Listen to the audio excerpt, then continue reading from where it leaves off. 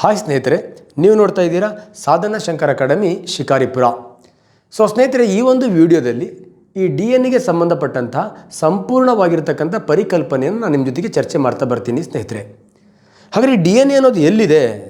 ನಾನು DNA ಬಗ್ಗೆ ಏನೆಲ್ಲ ಕೇಳಿದ್ದೀನಲ್ಲ ಸರ್, ಧಾರವಾಹಿಲೆಲ್ಲ DNA ಚೆಕ್ ಮಾಡಿಸ್ತಾರಂತೆ. ಹೌದು ಸ್ನೇಹಿತರೆ, ಇದು ಕಂಪ್ಲೀಟ್ DNA ಅಂತಕ್ಕಂಥದ್ದು ಯಾವುದೋ ಫಾರಿನಲ್ಲಿರೋ ವಸ್ತು ಅಲ್ಲ, ನಮ್ಮ ದೇಹದಲ್ಲಿ ಇರ್ತಕ್ಕಂಥ ವಸ್ತು, ನಮ್ಮ ಗುಣಗಳನ್ನು ನಿರ್ಧಾರ ಮಾಡ್ತಕ್ಕಂಥ ವಸ್ತು, ನಮ್ಮ ಕಣ್ಣಿನ ರಚನೆ ಇರ್ಬೋದು, ಕೂದಲಿನ ರಚನೆ ಇರ್ಬೋದು, ನಮ್ಮ ಮಾನಸಿಕ ಸ್ಥಿತಿ ಇರ್ಬೋದು, ಇವನ್ನೆಲ್ಲವನ್ನು ನಿರ್ಧಾರ ಮಾಡ್ತಕ್ಕಂಥ ಒಂದು ಅನುವಂಶೀಯ ವಸ್ತು ಯಾವುದಪ್ಪ ಅಂತ ಕೇಳಿದ್ರೆ ದಟ್ ಇಸ್ ದ DNA. ಪ್ರತಿಯೊಂದು ಜೀವಿಗಳ ಜೀವಕೋಶಗಳಲ್ಲಿ ಈ DNA ಇರುತ್ತೆ. ನಾವು ಇವತ್ತು ಎಲ್ಲಿದ್ದೀವಿ ಅಂದರೆ ಆ DNAಯಲ್ಲಿ ನಾವು ಬದಲಾವಣೆಯನ್ನು ಮಾಡ್ಬೋದು. ತಾಯಿಯ ಭ್ರೂಣದಲ್ಲಿ DNAಯನ್ನು ಬದಲಾವಣೆ ಮಾಡ್ಬೋದು.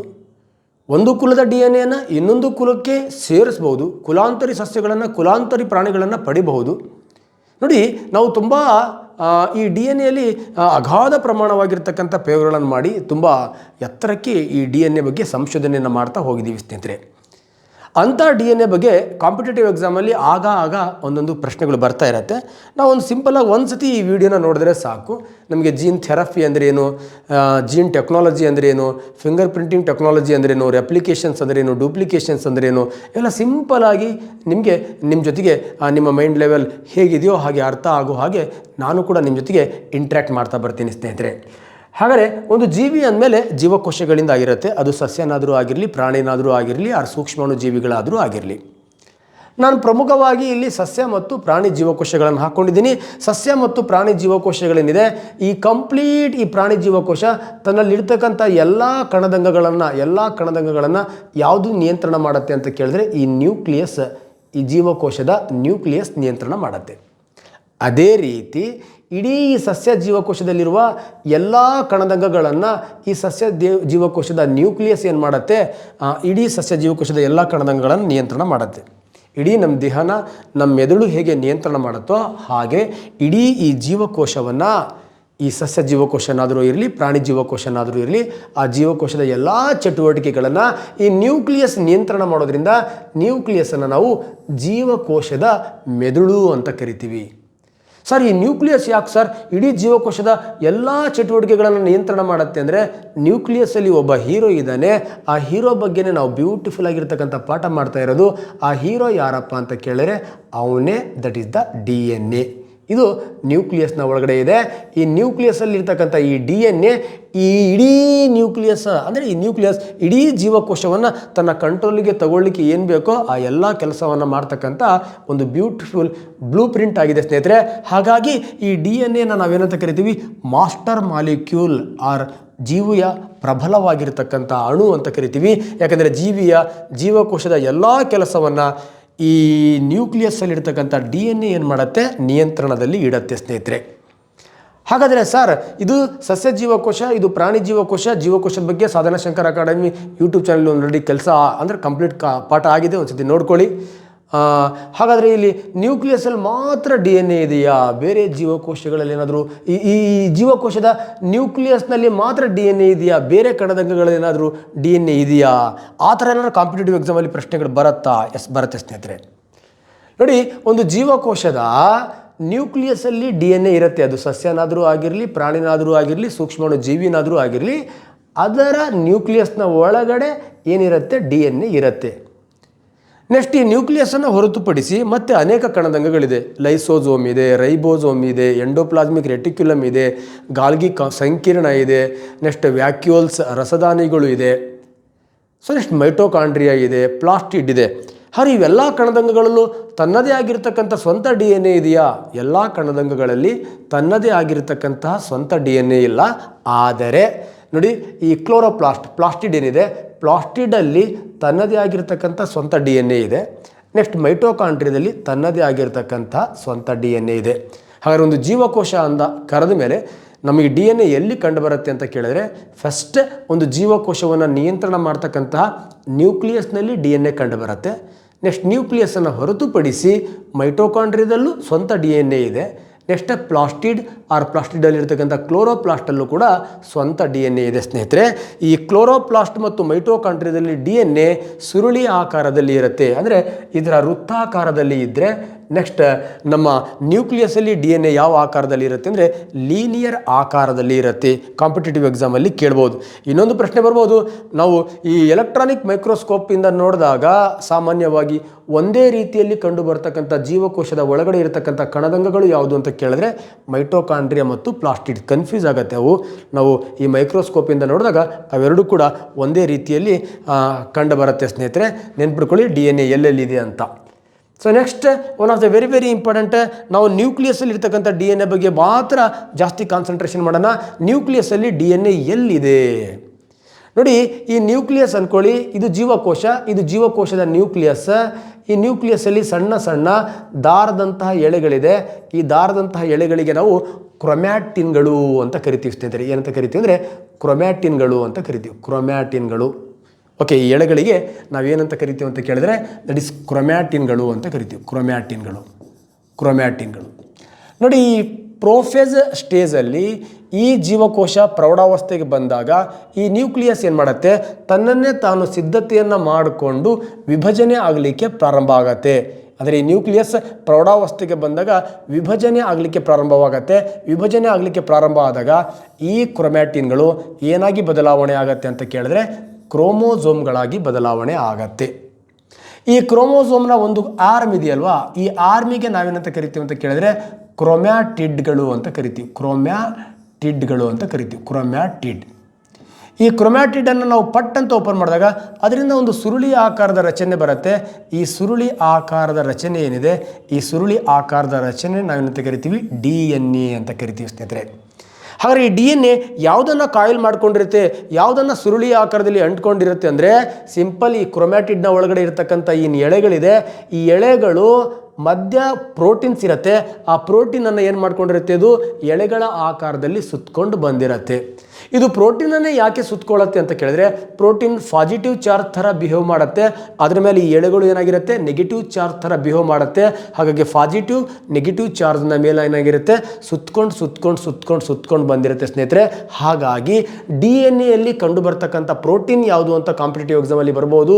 Histone protein. ಇದು ಧನ ಆವೇಶವಾಗಿ ಕೆಲಸ ಮಾಡುತ್ತೆ. ಆ ಹಿಸ್ಟೋನ್ ಪ್ರೋಟೀನ್ನ ಮೇಲೆ ಈ DNA ಎಳೆ ಏನಾಗಿರುತ್ತೆ, ಸುರುಳಿ ಆಕಾರದಲ್ಲಿ ಸುತ್ತಕೊಂಡಿರುತ್ತೆ. DNA ಎಳೆಗೆ ನಾವೇನಂತ ಕರಿತೀವಿ ನೆಗೆಟಿವ್ ಚಾರ್ಜ್. ಈ DNA ಒಂದು ಪೀಳಿಗೆಯಿಂದ ಇನ್ನೊಂದು ಪೀಳಿಗೆಗೆ ಗುಣಗಳನ್ನು ಹೊತ್ತು ತರ್ತಕ್ಕಂತಹ ವಸ್ತು ಅಂತ ನಮಗೆ ಗೊತ್ತು. That is nucleus. ಜೀವಕೋಶದ ಒಳಗಡೆ ನ್ಯೂಕ್ಲಿಯಸ್. ಆ ನ್ಯೂಕ್ಲಿಯಸ್ ಪ್ರೌಢಾವಸ್ಥೆಗೆ ಬಂದಾಗ ಕ್ರೋಮೋಸೋಮ್. ಇದು ಕ್ರೋಮೋಸೋಮ್ನ ಒಂದು ಚಿತ್ರ. ಇದು ಕ್ರೋಮ್ಯಾಟಿಡ್ ಅಂತ ಕರಿತೀವಿ. ಕ್ರೋಮ್ಯಾಟಿಡನ್ನು ಓಪನ್ ಮಾಡಿದಾಗ ಬ್ಯೂಟಿಫುಲ್ ಆಗಿ DNA ಬರುತ್ತೆ. ಈ DNA ತನ್ನ ಒಳಗಡೆ ಇರತಕ್ಕಂಥ ಹಿಸ್ಟೋನ್ ಪ್ರೋಟೀನನ್ನು ಸುರುಳಿ ಆಕಾರದಲ್ಲಿ ಸುತ್ತಕೊಂಡಿರುತ್ತೆ. ಈ DNAಯಲ್ಲಿ ಗುಣಗಳನ್ನು ಹೊತ್ತು ತರ್ತಕ್ಕಂತಹ ಅನುವಂಶೀಯ ವಸ್ತು ಇದೆ. ಆ ಅನುವಂಶೀಯ ವಸ್ತುವನ್ನು ನಾವೇನಂತ ಕರಿತೀವಿ, ಗುಣಾಣು ಆರ್ ಜೀನ್ಸ್ ಅಂತ ಕರಿತೀವಿ. ಹಾಗಾದರೆ ಒಂದು ಪೀಳಿಗೆಯಿಂದ ಇನ್ನೊಂದು ಪೀಳಿಗೆಗೆ ಗುಣಗಳನ್ನು ಹೊತ್ತು ತರ್ತಕ್ಕಂತಹ ಅನುವಂಶೀಯ ವಸ್ತು ಯಾವುದು ಅಂತ ಕೇಳಿದ್ರೆ ಜೀನ್ ಇಲ್ಲ ಅಂದರೆ DNA ಇಲ್ಲ ಅಂದರೆ ಕ್ರೋಮೋಸೋಮ್ ಇಲ್ಲ ಅಂದರೆ ಕ್ರೊಮ್ಯಾಟಿನ್ ಇಲ್ಲ ಅಂದರೆ ನ್ಯೂಕ್ಲಿಯಸ್. ಈ ನ್ಯೂಕ್ಲಿಯಸ್ ಒಂದು ಪೀಳಿಗೆಯಿಂದ ಇನ್ನೊಂದು ಪೀಳಿಗೆಗೆ ತನ್ನಲ್ಲಿರ್ತಕ್ಕಂಥ ಅನುವಂಶೀಯ ವಸ್ತುವಿನಿಂದ ಏನು ಮಾಡುತ್ತೆ, ಗುಣಗಳನ್ನು ಸಾಗಾಣಿಕೆ ಮಾಡಲಿಕ್ಕೆ ಸಹಾಯವನ್ನು ಮಾಡುತ್ತೆ ಸ್ನೇಹಿತರೆ.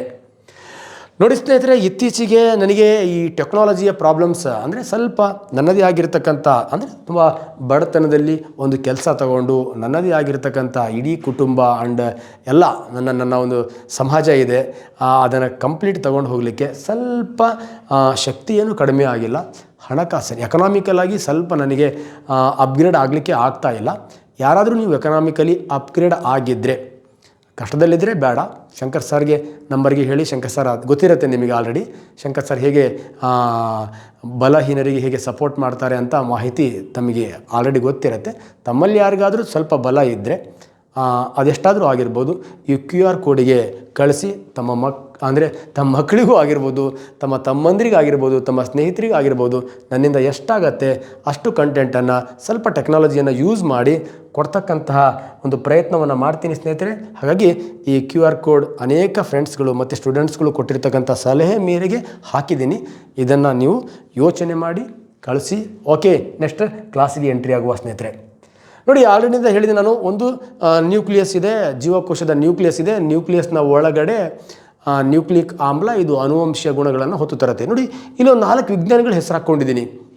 ಇವ್ರ ಮೇಲೆ ಕಾಂಪಿಟೇಟಿವ್ ಎಕ್ಸಾಮಲ್ಲಿ ನಿಮಗೆ ಕನ್ಫ್ಯೂಸ್ ಆಗ್ಬೋದು. ಯಾಕಂದರೆ ನಾವು ಈ DNA ಅಂದ ತಕ್ಷಣವೇ ಎಲ್ಲಿಗೆ ಹೋಗ್ಬಿಡ್ತೀವಿ ಅಂದರೆ ವ್ಯಾಟ್ಸನ್ ಮತ್ತು ಕ್ರಿಕ್ ಅಂತಕ್ಕಂಥ ವಿಜ್ಞಾನಿಗಳ ಹತ್ರ ಹೋಗ್ತೀವಿ. ಆ ವಿಜ್ಞಾನಿಗಳ ಹೆಸರೇ ಇಲ್ಲ ಇಲ್ಲಿ. ಹಾಗಾದರೆ ಇಲ್ಲಿ ಏನು ಕ್ವಶನ್ಸ್ ಬರುತ್ತೆ ನೋಡಿ. ಪ್ರಾರಂಭದಲ್ಲಿ ಏನು ನಮ್ಮ ನ್ಯೂಕ್ಲಿಕ್ ಆ್ಯಸಿಡ್ಸ್ಗಳಿದೆ, ನ್ಯೂಕ್ಲಿಕ್ ಆ್ಯಸಿಡ್ಸ್ಗಳು, ಈ ನ್ಯೂಕ್ಲಿಕ್ ಆಮ್ಲಗಳೆಂಬ ಪರಿಕಲ್ಪನೆ ಇರಲಿಲ್ಲ. 1869ರಲ್ಲಿ ಮೊಟ್ಟ ಮೊದಲಿಗೆ ಫೆಡ್ರಿಕ್ ಮಿಷರ್ ಅಂತಕ್ಕಂಥನು ನಮ್ಮ ಬಿಳಿ ರಕ್ತ ಕಣಗಳೇನಿದೆಯಲ್ವಾ, ಆ ಬಿಳಿ ರಕ್ತ ಕಣಗಳ ನ್ಯೂಕ್ಲಿಯಸ್ನಲ್ಲಿ ಈ ಒಂಥರ ವಸ್ತುವನ್ನು ಕಂಡುಹಿಡಿತಾನೆ.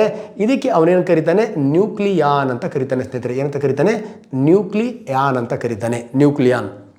ಹಾಗಾದರೆ ಪ್ರಾರಂಭದಲ್ಲಿ ಒಂದು ಜೀವಕೋಶದ ನ್ಯೂಕ್ಲಿಯಸ್ನಲ್ಲಿ ಏನು ಕಂಡು ಬರುತ್ತೆ, ನ್ಯೂಕ್ಲಿಯಾನ್ ಅಂತಕ್ಕಂತಹದನ್ನು ಕಂಡು ಬರುತ್ತೆ. ಹಾಗಾಗಿ ಈ ನ್ಯೂಕ್ಲಿಯಾನ್ ಅಥವಾ ನ್ಯೂಕ್ಲಿಕ್ ಆಮ್ಲನ ಫಸ್ಟ್ ಕಂಡುಹಿಡಿದ ವಿಜ್ಞಾನಿ ಯಾರಪ್ಪ ಅಂತ ಕೇಳಿದ್ರೆ ಫೆಡ್ರಿಕ್ ಮಿಷರ್. 1884ರಲ್ಲಿ ಈ ನ್ಯೂಕ್ಲಿಯಾನ್ಗಳೇ ಒಂದು ಪೀಳಿಗೆಯಿಂದ ಇನ್ನೊಂದು ಪೀಳಿಗೆಗೆ ಗುಣಗಳನ್ನು ಹೊತ್ತು ತರುತ್ತೆ. ಇವು ಹೆರಿಡಿಟ್ರಿ ಫ್ಯಾಕ್ಟರ್ಸ್, ಅನುವಂಶೀಯ ಅಂಶಗಳು ಅಂತ ಮಾಹಿತಿಯನ್ನು ಯಾರು ಕೊಡ್ತಾನೆ, ಹರ್ಟ್ ವಿಂಗ್ ಕೊಡ್ತಾನೆ ಸ್ನೇಹಿತರೆ. ನೆಕ್ಸ್ಟ್ ಈ ನ್ಯೂಕ್ಲಿಯಾನ್ಗಳು ಒಂದು ಪೀಳಿಗೆಯಿಂದ ಇನ್ನೊಂದು ಪೀಳಿಗೆಗೆ ಗುಣಗಳನ್ನು ಹೊತ್ತು ತರುತ್ತೆ ಅಂತ ಇವನು ಹೇಳಿದ ನಂತರ ಈ ನ್ಯೂಕ್ಲಿಯಾನ್ಗೆ ನ್ಯೂಕ್ಲಿಕ್ ಆಮ್ಲ ನೋಡಿ ನ್ಯೂಕ್ಲಿಕ್ ಆ್ಯಸಿಡ್ ಎಂಬ ನಾಮಕರಣವನ್ನು ಯಾರು ಕೊಡ್ತಾರಪ್ಪ ಅಂತ ಕೇಳಿದ್ರೆ Altmann. One of the very important, nucleic acid that name is given by Altmann. Nucleic acid first discovered by Friedrich Miescher. Nucleic ಆಮ್ಲವನ್ನು ಮೊಟ್ಟ ಮೊದಲು ಕಂಡುಹಿಡಿದ ವಿಜ್ಞಾನಿ ಯಾರು, ಫೆಡ್ರಿಕ್ ಮಿಷರ್. ನ್ಯೂಕ್ಲಿಕ್ ಆಮ್ಲ ಅಂತ ಹೆಸರನ್ನು ಕೊಟ್ಟಂಥ ವಿಜ್ಞಾನಿ ಯಾರು, ಆಲ್ಟ್ಮನ್. ಈ ನ್ಯೂಕ್ಲಿಕ್ ಆಮ್ಲಕ್ಕೆ ನ್ಯೂಕ್ಲಿಕ್ ಆಮ್ಲ ಅಂತ ಹೆಸರನ್ನು ಕೊಟ್ಟು ಅವುಗಳಲ್ಲಿ 2 ವಿಧಗಳನ್ನಾಗಿ ವರ್ಗೀಕರಣ ಮಾಡ್ತಾನೆ. ಒಂದು ನ್ಯೂಕ್ಲಿಕ್ ಆಮ್ಲವನ್ನು DNA ಅಂತ ಕರಿತೀವಿ, ಮತ್ತೊಂದು ನ್ಯೂಕ್ಲಿಕ್ ಆಮ್ಲವನ್ನು ನಾವು RNA ಅಂತ ಕರಿತೀವಿ ಸ್ನೇಹಿತರೆ. ಈ ನ್ಯೂಕ್ಲಿಕ್ ಆಮ್ಲ DNA ಏನಿದೆ, ಈ DNAಯನ್ನು ಪ್ರಯೋಗಶಾಲೆಯಲ್ಲಿ ನಮಗೆ ಬೇಕಾದ ಹಾಗೆ ಮಾರ್ಪಾಡು ಮಾಡಬಹುದು ಅಂತಕ್ಕಂಥ ಮಾಹಿತಿಯನ್ನು ಯಾರು ಕೊಡ್ತಾರೆ, ಕೋರ್ನ್ ಬರ್ಗ್ ಕೊಡ್ತಾರೆ ಸ್ನೇಹಿತರೆ. ಈ ಥರ DNA ಬಗ್ಗೆ ಒಂದು ವಿಶೇಷವಾಗಿರ್ತಕ್ಕಂಥ ಅಧ್ಯಯನ ಪ್ರಾರಂಭ ಆಗುತ್ತೆ ನೋಡಿ. ಈಗ one of the very important ತಮಗೆ ಗೊತ್ತಿರ್ತಕ್ಕಂಥ ಮಾಹಿತಿ, ಎಕ್ಸಾಮಲ್ಲಿ ತುಂಬ ಹಾಟೆಸ್ಟ್ ಝೋನ್ DNA ಸ್ಟ್ರಕ್ಚರ್ಸ್. ಆಗಲೇ ಹೇಳಿದೆ ನಾನು, DNA ಕಂಡುಹಿಡಿದನು ಫೆಡ್ರಿಕ್ ಮಿಷರ್, ಇದನ್ನು ನ್ಯೂಕ್ಲಿಕ್ ಆಮ್ಲ ಅಂತ ಕರೆದೋನು ದಟ್ ಇಸ್ ಆಲ್ಟ್ಮನ್. ಈ ನ್ಯೂಕ್ಲಿಕ್ ಆಮ್ಲವಾಗಿರ್ತಕ್ಕಂಥ DNA ಹೇಗೆ ಬೇಕಾದರೂ ಮಾಡಿಫಿಕೇಷನ್ ಮಾಡ್ಬೋದು ಅಂತ ಟೆಕ್ನಾಲಜಿಯನ್ನು ಬ್ಯೂಟಿಫುಲ್ಲಾಗಿ ಪ್ರಾರಂಭ ಮಾಡಿದ ವಿಜ್ಞಾನಿನೇ ಬೇರೆ ವಿಜ್ಞಾನಿ ಆಗಿರ್ತಾನೆ ಸ್ನೇಹಿತರೆ. ಬಟ್ ಈ DNA ರಚನೆ, ಈ DNA ಅಂತಕ್ಕಂಥದ್ದು ಹಾಗೇ ಇದೆ ಅಂತ DNA ರಚನೆಯನ್ನು ಮೊಟ್ಟ ಮೊದಲು ಪ್ರಾಯೋಗಿಕವಾಗಿ ಪ್ರೂವ್ ಮಾಡಿದ ವಿಜ್ಞಾನಿಗಳು ಯಾರಪ್ಪ ಅಂತ ಕೇಳಿದ್ರೆ ಅಮೇರಿಕದ ವ್ಯಾಟ್ಸನ್ ಮತ್ತು ನಮ್ಮ ಬ್ರಿಟನ್ನ ಫ್ರಾನ್ಸಿಸ್ ಕ್ರಿಕ್. ಹಾಗಾಗಿ ಈ ಮಾಡೆಲ್ಗೆ ಏನಂತ ಕರಿತೀವಿ, ಅಮೆರಿಕದ ವ್ಯಾಟ್ಸನ್ ಮತ್ತು ನಮ್ಮ ಬ್ರಿಟನ್ಸ್ನ ಕ್ರಿಕ್ ಇವರಿಬ್ಬರೂ ಸೇರಿ ಈ DNA ರಚನೆಯ ಬಗ್ಗೆ ಎಕ್ಸ್ಪ್ಲನೇಷನ್ ಮಾಡಿದ್ರಿಂದ ಇದನ್ನು ವ್ಯಾಟ್ಸನ್ ಮತ್ತು ಕ್ರಿಕ್ ಮಾದರಿ ಅಂತ ಕರಿತೀವಿ. ವ್ಯಾಟ್ಸನ್ ಮತ್ತು ಕ್ರಿಕ್ ಮಾದರಿ ತುಂಬ ಸತಿ ಕಾಂಪಿಟೇಟಿವ್ ಎಕ್ಸಾಮಲ್ಲಿ ಬಂದಿರತಕ್ಕಂಥದ್ದು. DNA ರಚನೆಯನ್ನು ಕಂಡುಹಿಡಿದ ಮಹಾನ್ ವಿಜ್ಞಾನಿಗಳು ಯಾರಪ್ಪ ಅಂತ ಕೇಳಿದ್ರೆ ದಟ್ ಇಸ್ ವ್ಯಾಟ್ಸನ್ ಮತ್ತು ಕ್ರಿಕ್. ಇನ್ ಫ್ಯೂಚರ್ ಎಕ್ಸಾಮಲ್ಲಿ DNA ರಚನೆಯನ್ನು ಕಂಡುಹಿಡಿದ ಅಮೇರಿಕದ ವಿಜ್ಞಾನಿ ಯಾರು ಅಂತನಾದರೂ ಕೇಳಬಹುದು. ನೆಕ್ಸ್ಟ್ ನಮ್ಮ ಬ್ರಿಟನ್ನ ವಿಜ್ಞಾನಿ ಯಾರಪ್ಪ ಅಂತನಾದರೂ ಕೂಡ ಕೇಳಬಹುದು ಸ್ನೇಹಿತರೆ. ಹಾಗಾದರೆ ಈ DNA ಅಂತಕ್ಕಂಥದ್ದು ಒಂದು ಜೀವಕೋಶದ ನ್ಯೂಕ್ಲಿಯಸ್ನ ಒಳಗಡೆ ಇರುತ್ತೆ. ಈ ನ್ಯೂಕ್ಲಿಯಸ್ನ ಒಳಗಡೆ ಇರತಕ್ಕಂಥ DNA ಪೀಳಿಗೆಯಿಂದ ಪೀಳಿಗೆಗೆ ಗುಣಗಳು ಹೊತ್ತು ತರುತ್ತೆ. ಅಂತಹ DNA ರಚನೆ ಹೇಗಿರುತ್ತೆ ಎಂಬ ಮಾಹಿತಿಯನ್ನು 1953ರಲ್ಲಿ ಇವರಿಬ್ಬರು ವಿಜ್ಞಾನಿಗಳು ಪ್ರತಿಪಾದನೆ ಮಾಡ್ತಾರೆ. ಆ ಸ್ಟ್ರಕ್ಚರನ್ನು ಮಾಡಿ ತೋರಿಸ್ತಾರೆ. ಅದಕ್ಕೆ ವೈದ್ಯಕೀಯ ಶಾಸ್ತ್ರದಲ್ಲಿ 1962ರಲ್ಲಿ ಏನು ಅಂದರೆ ನೊಬೆಲ್ ಪಾರಿತೋಷಕ ಈ ಇಬ್ಬರು ವಿಜ್ಞಾನಿಗಳಿಗೆ ಸಿಗುತ್ತೆ ಸ್ನೇಹಿತರೆ, ನೊಬೆಲ್ ಪ್ರೈಸ್. ಇವರು ಹೇಳಿರ್ತಕ್ಕಂತಹ ಈ DNA ಇದೆ, ಈ DNAಯ ಉದ್ದ ಎಷ್ಟಿರುತ್ತೆ ಅಂದರೆ 34 ಆಮ್ಸ್ಟ್ರಾಂಗ್ ಇರುತ್ತೆ. ಇದರ ವ್ಯಾಸ ಎಷ್ಟಿರುತ್ತೆ ಅಂದರೆ 20 ಆಮ್ಸ್ಟ್ರಾಂಗ್ ವ್ಯಾಸ ಇರುತ್ತೆ. ಒಂದು DNA ಏನಿದೆ, ಒಂದು DNAಯ ಒಂದು ಸುರುಳಿ ಏನಿದೆ ಅದು 10 ನ್ಯೂಕ್ಲಿಯೋಟೈಡ್ಗಳನ್ನು ಕಂಡುಬರುತ್ತೆ.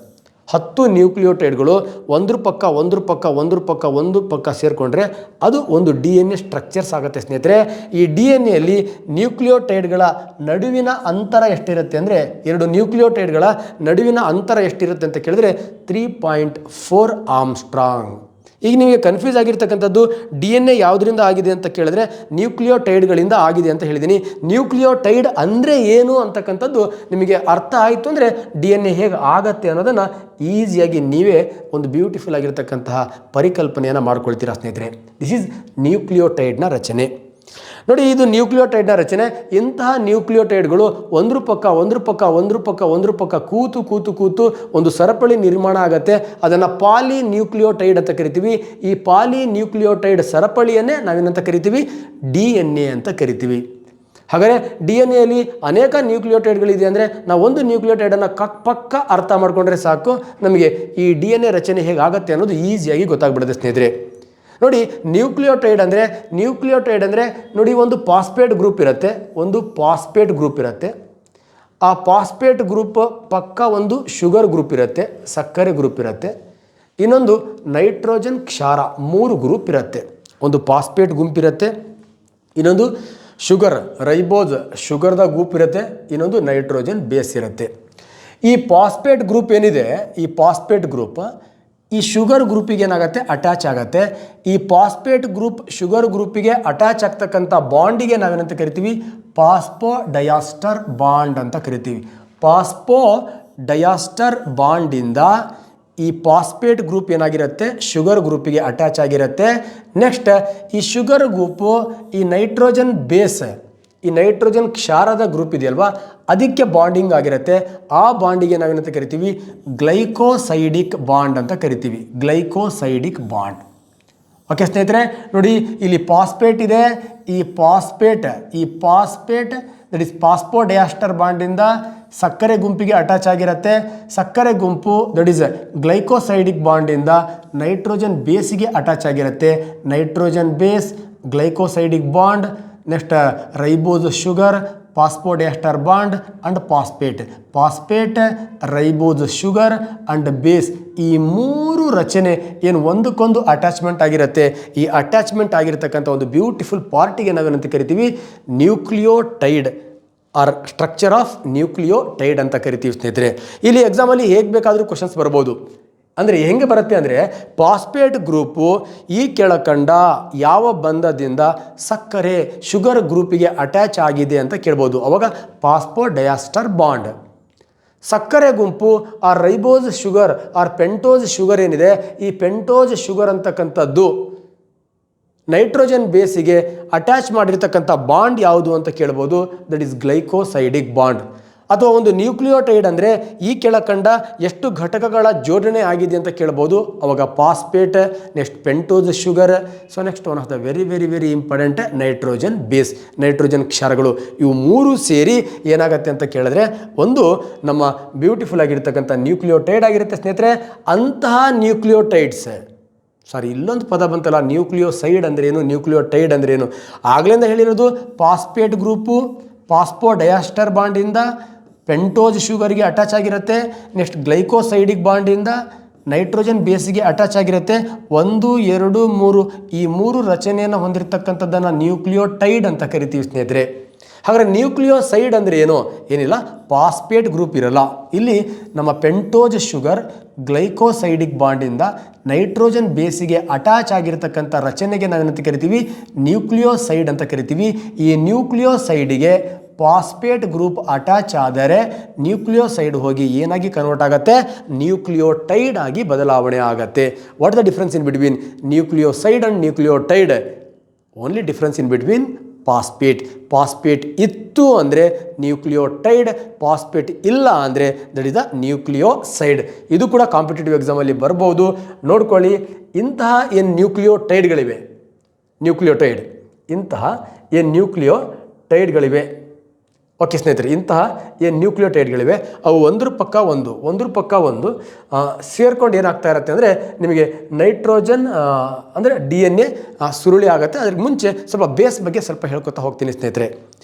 ನೋಡಿ, ನಮಗೀಗ ನ್ಯೂಕ್ಲಿಯೋಟೈಡ್ ಅಂದರೆ ಅರ್ಥ ಆಗಿದೆ. ನ್ಯೂಕ್ಲಿಯೋಟೈಡ್ ಅರ್ಥ ಆದಮೇಲೆ ಅಲ್ಲಿ ನೈಟ್ರೋಜನ್ ಕ್ಷಾರಗಳು ಅಂತ ಕರೆದೆ ನಾನು, ನೈಟ್ರೋಜನ್ ಬೇಸಸ್.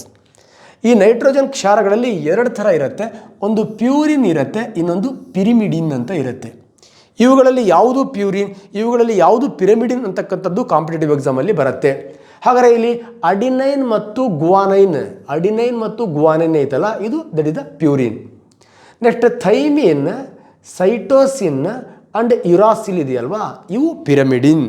ಓಕೆ, ಇವು ಪಿರಮಿಡಿನ್. ಸೊ ಸ್ನೇಹಿತರೆ, ನಾವು ನ್ಯೂಕ್ಲಿಕ್ ಆ್ಯಸಿಡಲ್ಲಿ DNA ಮತ್ತು RNA ಅಂತ ಕರಿತೀವಿ. DNA ಮತ್ತು RNA. ಈ DNA ಮತ್ತು RNAಯಲ್ಲಿ ಪ್ಯೂರಿನ್ ಸೇಮ್ ಇರುತ್ತೆ. DNA ಯಲ್ಲೂ ಪ್ಯೂರಿನ್ ಅಡಿನೈನ್ ಗುವಾನಿನ್ ಇರುತ್ತೆ, RNAಯಲ್ಲೂ ಪ್ಯೂರಿನ್ ಅಡಿನೈನ್ ಗುವಾನೈನ್ ಇರುತ್ತೆ. DNA ಯಲ್ಲಿ ಪಿರಮಿಡಿನ್ ಏನಿದೆ, ಥೈಮಿನ್ ಮತ್ತು ಸೈಟೋಸಿನ್ ಇದ್ದರೆ, RNAಯಲ್ಲಿ ಥೈಮಿನ್ ಬದಲಿ ಯುರಾಸಿಲ್ ಮತ್ತು ಸೈಟೋಸಿನ್ ಇರುತ್ತೆ.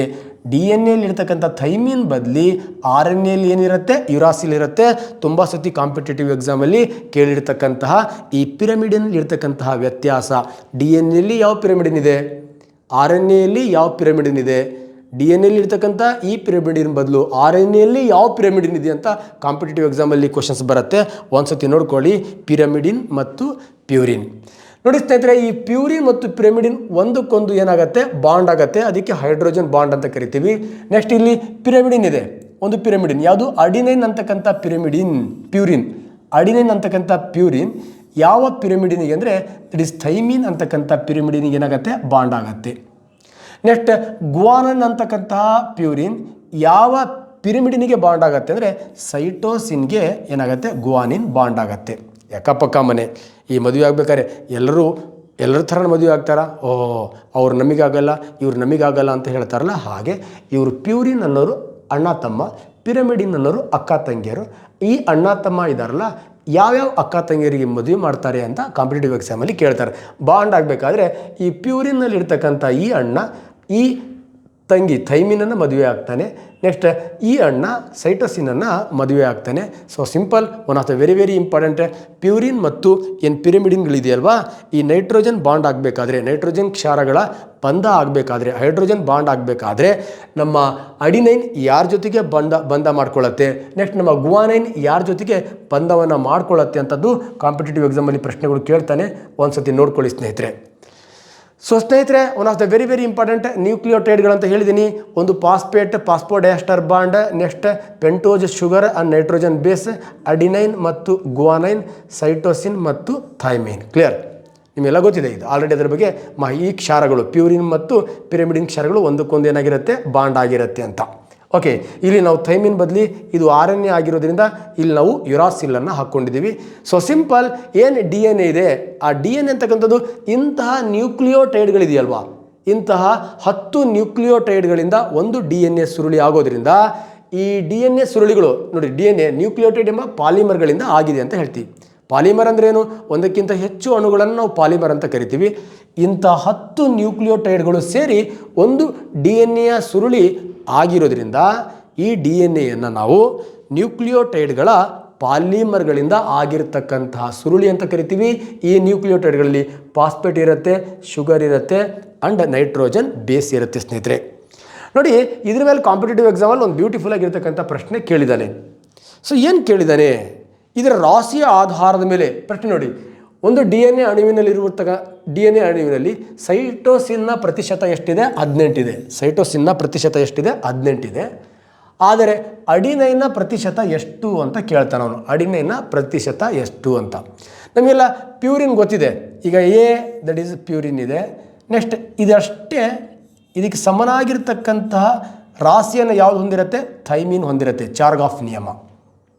ಸೊ ನೆಕ್ಸ್ಟ್ ಗುವಾನಿನ್ ಇದೆ.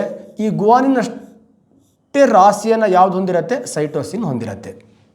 ಹಾಗಾದರೆ ನಾವು ಕಂಪ್ಲೀಟ್ ಈ ಪ್ಯೂರಿನ್ ಮತ್ತು ಪಿರಮಿಡಿನನ್ನು 100% 100% ರಾಶಿ ಅಂತ ತಗೊಂಡ್ರೆ, 100% ರಾಶಿ ಅಂತ ತಗೊಂಡ್ರೆ ಅವನು ಹೇಳಿದ್ದಾನೆ, ಒಂದು DNA ಇರ್ತಕ್ಕಂಥ ಸೈಟೋಸಿನ್ನ ಪ್ರತಿಶತ 18 ಅಂದ್ಕೊಂಡ್ರೆ, ನೋಡಿ ಸೈಟೋಸಿನ್ ಏನಿದೆ ಇದರ ಪ್ರತಿಶತ 18 ಅಂದ್ಕೊಂಡ್ರೆ ಇದರ ಪ್ರತಿಶತನೂ ಕೂಡ ಎಷ್ಟಿರುತ್ತೆ, 18 ಇರುತ್ತೆ.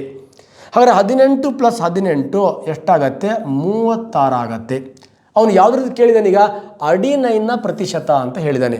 ಹಾಗಾದರೆ ಈ 36 ನಾವು 100 ಕಳೆದ್ರೆ ಎಷ್ಟು ಬರುತ್ತೆ? 64 ಉಳಿಯುತ್ತೆ.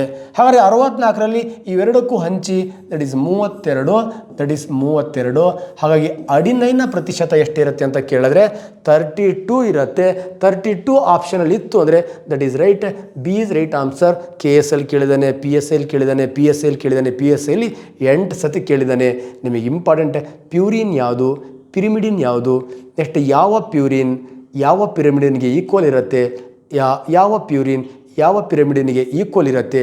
ಅಲ್ಲಿ ಒಂದು ಪ್ಯೂರಿನ್ ಅದರ ಒಂದು ಪ್ರತಿಶತ ಕೊಟ್ಟರೆ ನಾವು ಯಾವುದೇ ಪಿರಮಿಡಿನ್ ಇರಲಿ ಪ್ಯೂರಿನ್ ಇರಲಿ ಅದರ ಪ್ರತಿಶತವನ್ನು ಕಂಡುಹಿಡಿಬೋದು.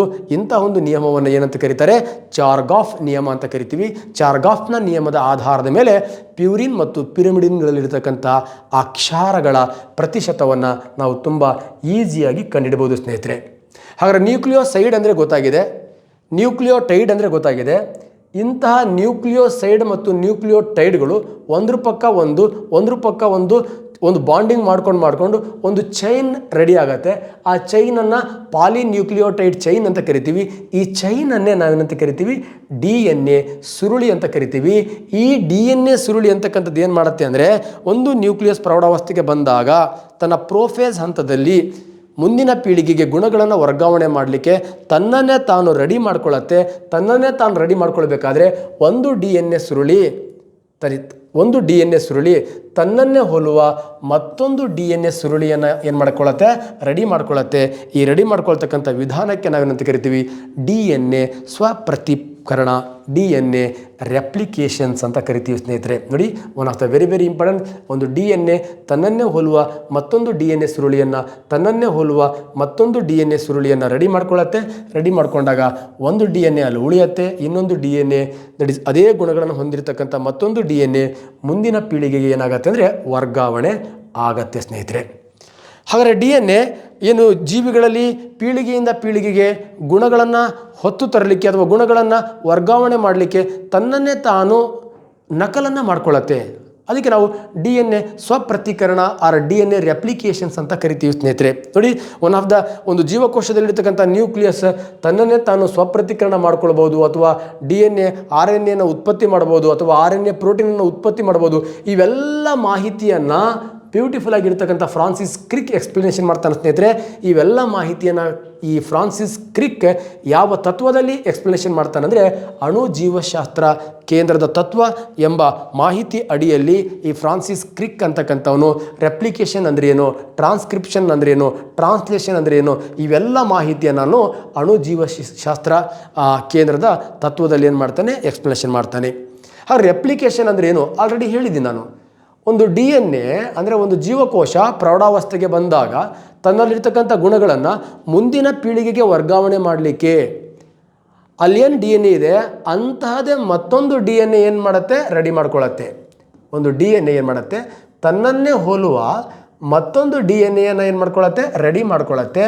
ಇದಕ್ಕೆ ನಾವೇನಂತ ಕರಿತೀವಿ? ದಟ್ ಇಸ್ DNA ಸ್ವಪ್ರತೀಕರಣ ಆರ್ DNA ರೆಪ್ಲಿಕೇಶನ್ಸ್ ಅಂತ ಕರಿತೀವಿ ಸ್ನೇಹಿತರೆ. ಹಾಗಾದ್ರೆ ಒಂದು DNA ತನ್ನನ್ನೇ ಹೋಲುವ DNAಯನ್ನು ರೆಡಿ ಮಾಡ್ಕೊಂಡ ನಂತರ ಈ DNA ಏನು ಮಾಡುತ್ತೆ? ಆ ದೇಹವನ್ನು ಕಟ್ಟಲಿಕ್ಕೆ ಅಗತ್ಯವಾಗಿರ್ತಕ್ಕಂಥ ಪ್ರೋಟೀನ್ಗಳು ಬೇಕು. ಆ ಪ್ರೋಟೀನನ್ನು ಉತ್ಪತ್ತಿ ಮಾಡ್ತಕ್ಕಂತಹ RNAಗಳನ್ನು ಉತ್ಪತ್ತಿ ಮಾಡ್ಕೊಳ್ಳುತ್ತೆ. RNA. ಹಾಗಾದರೆ DNAಗಳು RNAಗಳನ್ನು ಉತ್ಪತ್ತಿ ಮಾಡ್ಕೊಳ್ತಕ್ಕಂಥ ಪ್ರಾಸೆಸ್ಗೆ ನಾವೇನಂತ ಕರಿತೀವಿ? DNA ಟ್ರಾನ್ಸ್ಕ್ರಿಪ್ಷನ್ ಅಂತ ಕರಿತೀವಿ. ನೆಕ್ಸ್ಟ್ ಈ DNA ಹೇಳಿದಾಗೆ RNA ಆಗತ್ತೆ. ಈ DNA ನಿರ್ಧಾರ ಮಾಡಿದ ಹಾಗೆ RNA ಆ ಜೀವಿಯ ದೇಹವನ್ನು ಕಟ್ಟಲಿಕ್ಕೆ ಅಗತ್ಯವಾಗಿರ್ತಕ್ಕಂತಹ ಪ್ರೋಟೀನ್ಗಳನ್ನು ಸಂಶ್ಲೇಷಣೆ ಮಾಡುತ್ತೆ. ಹಾಗಾದರೆ ಆ DNA ಅಂತಕ್ಕಂತಹ ಮಾಹಿತಿಯ ಆಧಾರದ ಮೇಲೆ ಈ RNA ಆ ಜೀವಿಯ ದೇಹಕ್ಕೆ ಬೇಕಾಗಿರ್ತಕ್ಕಂಥ ಪ್ರೋಟೀನ್ಗಳನ್ನು ಸಂಶ್ಲೇಷಣೆ ಮಾಡ್ತಕ್ಕಂಥದ್ದು. RNA ಆ ಜೀವಿಯ ದೇಹಕ್ಕೆ ಬೇಕಾಗಿರ್ತಕ್ಕಂಥ ಅಗತ್ಯವಿರ್ತಕ್ಕಂಥ ಪ್ರೋಟೀನನ್ನು ಸಂಶ್ಲೇಷಣೆ ಮಾಡ್ತಕ್ಕಂಥದ್ದಕ್ಕೆ ಟ್ರಾನ್ಸ್ಲೇಷನ್ ಅಂತ ಕರಿತೀವಿ ಸ್ನೇಹಿತರೆ. ಟ್ರಾನ್ಸ್ಲೇಷನ್. ಈ DNAಯಲ್ಲಿ ಅಗತ್ಯವಾಗಿರ್ತಕ್ಕಂಥ ಬದಲಾವಣೆ, ತತ್ಕ್ಷಣವಾಗಿರ್ತಕ್ಕಂಥ ಬದಲಾವಣೆ, ತನಗೆ ಗೊತ್ತಿಲ್ಲದ ಹಾಗೆ DNAಯಲ್ಲಿ ಯಾವುದೋ ನೇರಳಾತೀತ ಕಿರಣಗಳಿಂದ ಏನಾದ್ರು ಸಡನ್ ಚೇಂಜ್ ಆದರೆ ಆ DNAಯಲ್ಲಿ ಉಂಟಾಗ್ತಕ್ಕಂತಹ ತತ್ಕ್ಷಣ ಬದಲಾವಣೆಗೆ ನಾವೇನಂತ ಕರಿತೀವಿ? ಮ್ಯುಟೇಷನ್ ಅಂತ ಕರಿತೀವಿ. ಈ ತತ್ಕ್ಷಣದ ಬದಲಾವಣೆಯಿಂದ ವಿಕಾಸ ಪ್ರಾರಂಭ ಆಗುತ್ತೆ ಸ್ನೇಹಿತರೆ. DNA ಏನಾದರೂ ಹಠಾತ್ತನೆ ಬದಲಾವಣೆ ಆಯಿತು ಅಂದರೆ ಹೊಸ ಜೀವಿ ಸೃಷ್ಟಿಯಾಗ್ಬಿಡುತ್ತೆ, ಹೊಸ ಗುಣ ಸೃಷ್ಟಿಯಾಗ್ಬಿಡುತ್ತೆ. ಇದರಿಂದ ವಿಕಾಸ ಅಂತಕ್ಕಂಥದ್ದು ಮುಂದುವರಿಯುತ್ತೆ. ಒಂದು DNA ತನ್ನನ್ನೇ ಹೋಲ್ತಕ್ಕಂತಹ ರಾಶಿಯನ್ನು ಹೊಂದಿರತಕ್ಕಂತಹ ಮತ್ತೊಂದು DNA ಉತ್ಪತ್ತಿ ಮಾಡ್ತಕ್ಕಂಥದ್ದಕ್ಕೆ ನಾವು DNA ಡೂಪ್ಲಿಕೇಶನ್ ಅಂತ ಕರಿತೀವಿ ಸ್ನೇಹಿತರೆ. ಒಂದು DNA ತನ್ನನ್ನೇ ಹೋಲ್ತಕ್ಕಂಥ ರಾಶಿಯಷ್ಟು ಮತ್ತೊಂದು DNA ಉತ್ಪತ್ತಿ ಮಾಡ್ತಕ್ಕಂಥದ್ದಕ್ಕೆ ನಾವು DNA ಡೂಪ್ಲಿಕೇಶನ್ ಅಂತ ಕರಿತೀವಿ. One of the very very important. DNA ಸ್ವಪ್ರತಿಕರಣ ಅಂದರೆ ಒಂದು DNA ತಂತರ ಇರೋ ಮತ್ತೊಂದು DNA ರೆಡಿ ಮಾಡೋದು. DNA ಟ್ರಾನ್ಸ್ಕ್ರಿಪ್ಷನ್ ಅಂದರೆ DNA RNA ರೆಡಿ ಮಾಡೋದು. ನೆಕ್ಸ್ಟ್ ಟ್ರಾನ್ಸ್ಲೇಷನ್ ಅಂದರೆ RNA ಆ ದೇಹಕ್ಕೆ ಬೇಕಾಗಿರ್ತಕ್ಕಂಥ ಪ್ರೋಟೀನನ್ನು ಪ್ರೊಡ್ಯೂಸ್ ಮಾಡೋದು. ಮ್ಯೂಟೇಷನ್ ತತ್ಕ್ಷಣ DNA ಏನಾದರೂ ವ್ಯತ್ಯಾಸ ಆದರೆ, ಬದಲಾವಣೆ ಆದರೆ ಮ್ಯೂಟೇಷನ್ ಅಂತ ಕರಿತೀವಿ.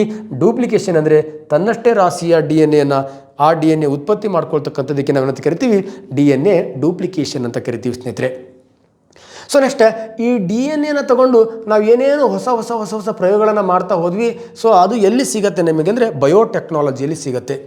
ಜೈವಿಕ ತಂತ್ರಜ್ಞಾನ ಸಾಧನಾ ಶಂಕರ್ ಯೂಟ್ಯೂಬ್ ಚಾನಲಲ್ಲಿ ಜೈವಿಕ ತಂತ್ರಜ್ಞಾನದ ಬಗ್ಗೆ ಒಂದು ಬ್ಯೂಟಿಫುಲ್ ಆಗಿರ್ತಕ್ಕಂಥ ವಿಡಿಯೋ ಮಾಡಿದ್ದೀನಿ. ಸದ್ಯದಲ್ಲಿ ಮತ್ತೊಂದು ರಿವೈಸ್ಡ್ ವಿಡಿಯೋ ಮಾಡ್ತೀನಿ ಸ್ನೇಹಿತರೆ. ಆ ವಿಡಿಯೋ ನನಗೆ ಅಷ್ಟು ತೃಪ್ತಿ ಆಗಿಲ್ಲ, ಬಟ್ ಇಲ್ಲಿ ಸ್ವಲ್ಪ ನಿಮಗೆ ಬೇರೆ ರೀತಿಯಲ್ಲಿ ಇದರ ಬಗ್ಗೆ ಮಾಹಿತಿಯನ್ನು ಕೊಡ್ತಾ ಹೋಗ್ತೀನಿ.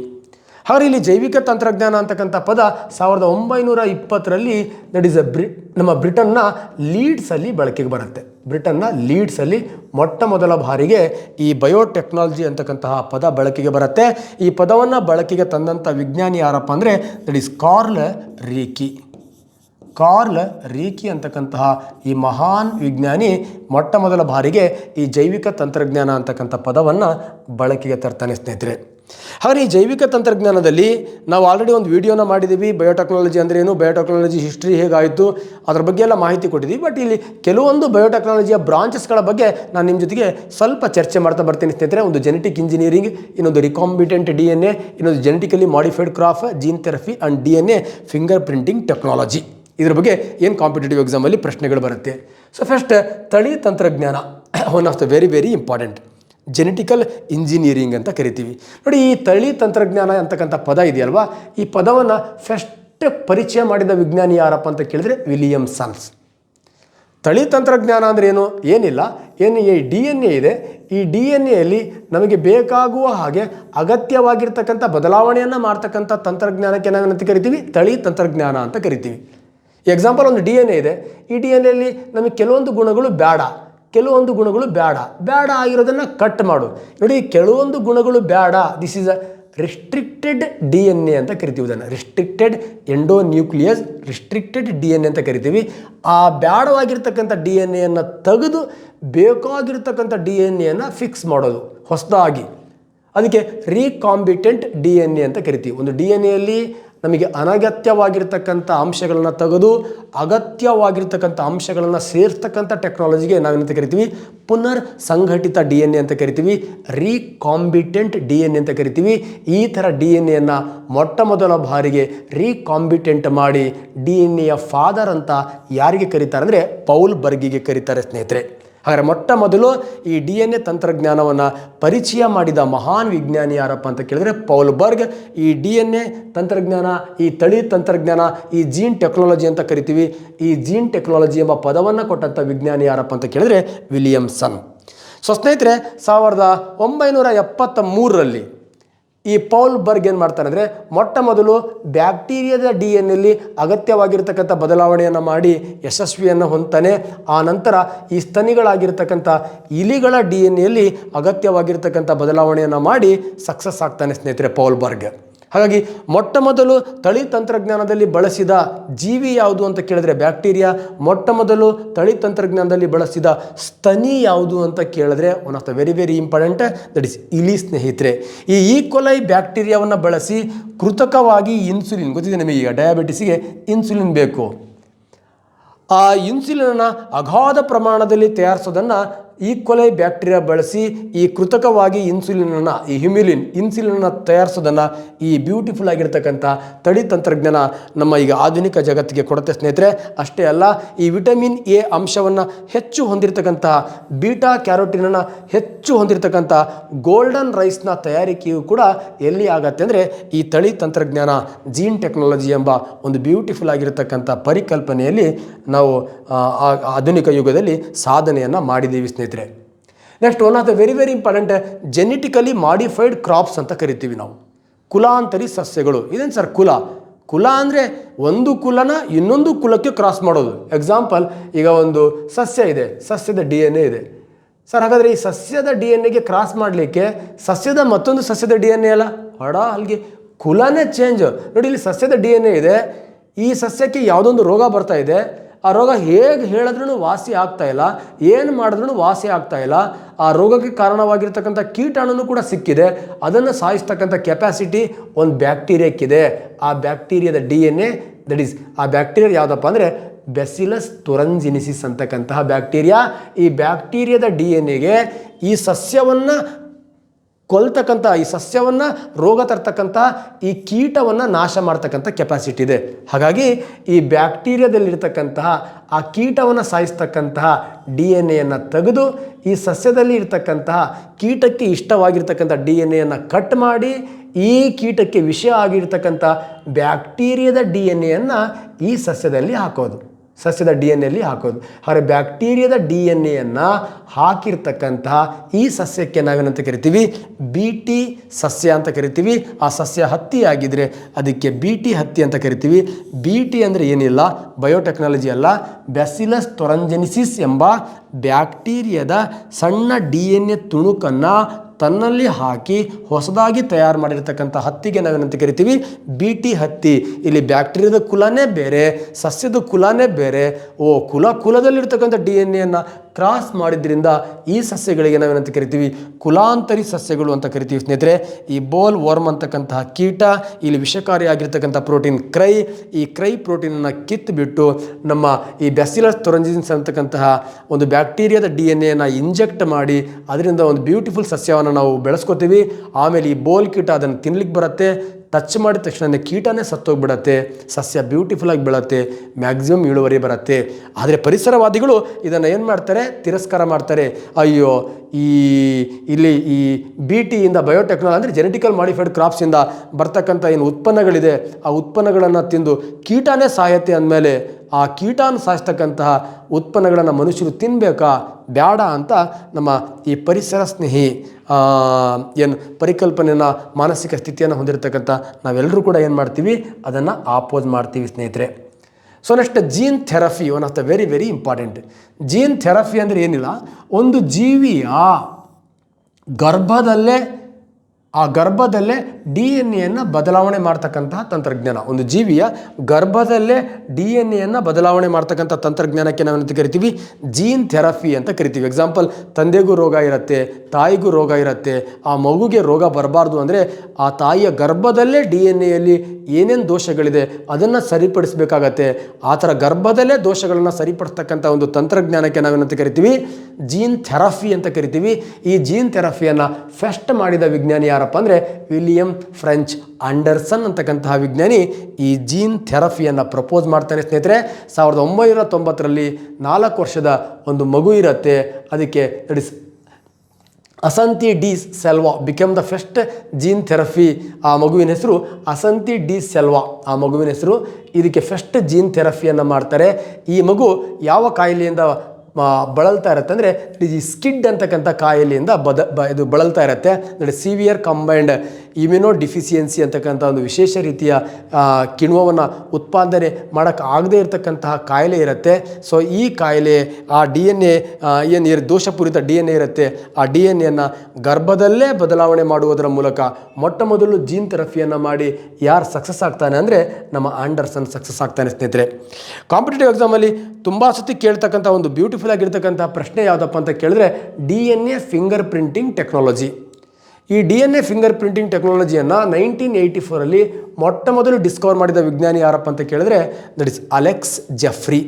ಅಲೆಕ್ ಜೆಫ್ರಿ ಅಂತಕ್ಕಂಥವನು ಮೊಟ್ಟ ಮೊದಲು ಈ DNA ಫಿಂಗರ್ ಪ್ರಿಂಟಿಂಗ್ ಟೆಕ್ನಾಲಜಿಯನ್ನು ವಿವರಣೆ ಮಾಡ್ತಾನೆ ಸ್ನೇಹಿತರೆ. ಈ DNA ಫಿಂಗರ್ ಪ್ರಿಂಟಿಂಗ್ ಟೆಕ್ನಾಲಜಿ ಪ್ರಸ್ತುತವಾಗಿ ಎಲ್ಲೆಲ್ಲಿ ಬಳಸ್ಕೋತಾ ಇದ್ದೀವಿ, ಹೇಗೆ ಮಾಡ್ತೀವಿ ಏನಿಲ್ಲ, ಒಂದು DNA ತುಣುಕನ್ನು ತಗೊಳ್ತೀವಿ, ಆ DNA ತುಣುಕನ್ನು ಎಕ್ಸ್ಟ್ರಾಕ್ಷನ್ ಮಾಡಿ ಸೊ ಅದನ್ನು ಅನೇಕ ಕಿಣ್ವಗಳನ್ನು ಬಳಸಿ ಜೆಲ್ ಎಲೆಕ್ಟ್ರೋಫೋರೆಸಿಸ್ ಸ್ಲ್ಯಾಬ್ನ ಮೇಲೆ ಆ ಸ್ಯಾಂಪಲ್ನ ಏನು ಮಾಡ್ತೀವಿ, ಕಟ್ ಮಾಡಿ ಅದಕ್ಕೆ ಕರೆಂಟನ್ನು ಪಾಸ್ ಮಾಡ್ತೀವಿ. ಕರೆಂಟನ್ನು ಪಾಸ್ ಮಾಡಿದಾಗ ಆ ಕಣಗಳೇನಾಗತ್ತೆ, ಈ DNA ಸಣ್ಣ ಸಣ್ಣ ತುಣುಕುಗಳು, ದೊಡ್ಡ ದೊಡ್ಡ ತುಣುಕುಗಳೇನಾಗತ್ತೆ, ಒಂದು ಕಡೆಯಿಂದ ಇನ್ನೊಂದು ಕಡೆ ಚಲಿಸಲಿಕ್ಕೆ ಸ್ಟಾರ್ಟ್ ಮಾಡುತ್ತೆ.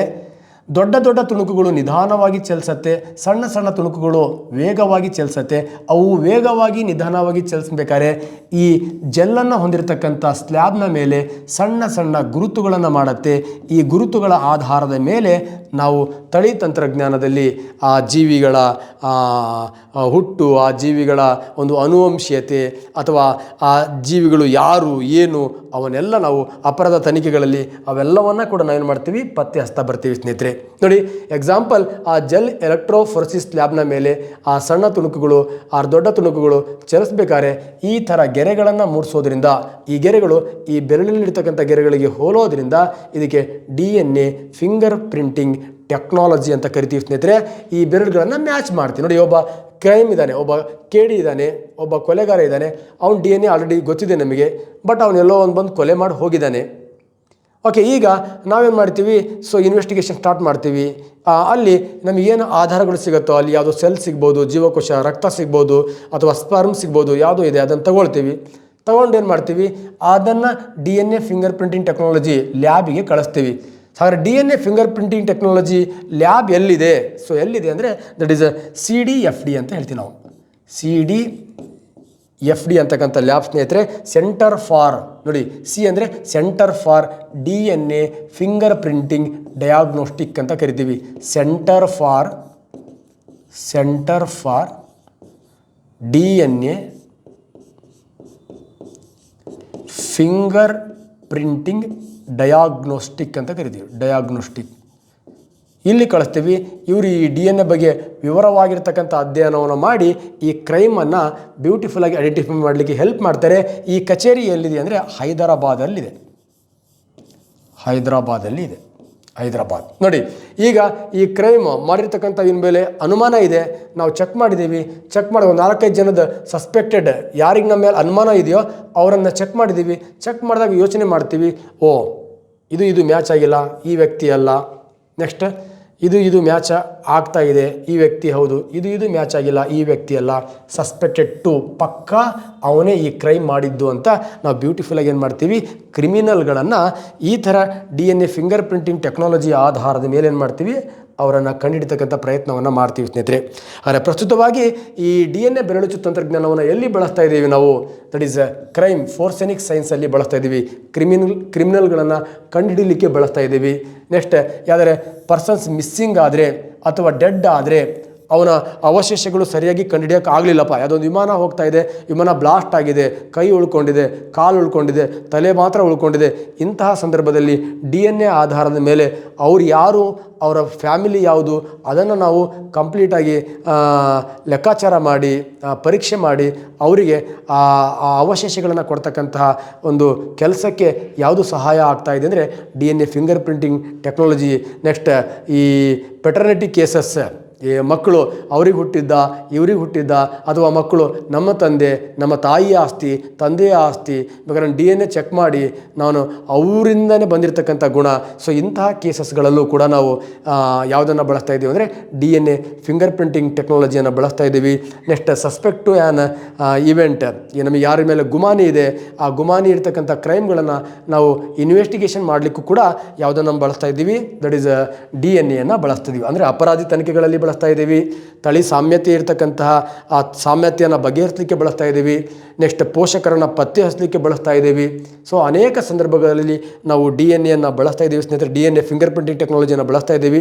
ಸೊ ಸ್ನೇಹಿತರೆ, ನನಗೇನಾಗಿದೆ, ನನ್ನಿಂದ ಎಷ್ಟಾಗತ್ತೆ ಅಷ್ಟು ನಿಮ್ಮ ಜೊತೆಗೆ ಎಕ್ಸ್ಪ್ಲೇನ್ ಮಾಡ್ತಕ್ಕಂಥ ಪ್ರಯತ್ನವನ್ನು ಮಾಡಿದ್ದೀನಿ. ಅರ್ಥ ಮಾಡ್ಕೊಳ್ಳೋ ಪ್ರಯತ್ನವನ್ನು ನೀವು ಕೂಡ ಮಾಡಿ. ಏನಾರು ಅರ್ಥ ಆಗಿಲ್ಲ ಅಂದರೆ ಕಂಪ್ಲೀಟ್ ಕಾಮೆಂಟ್ಸ್ ಮಾಡಿ, ಒಂದು ಬ್ಯೂಟಿಫುಲ್ ಆಗಿರ್ತಕ್ಕಂಥ ವಿಡಿಯೋ ನೋಡಿ ಎಂಜಾಯ್ ಮಾಡಿ. ಈ QR ಕೋಡನ್ನು ಮರಿಬೇಡಿ. ಬಾಯ್.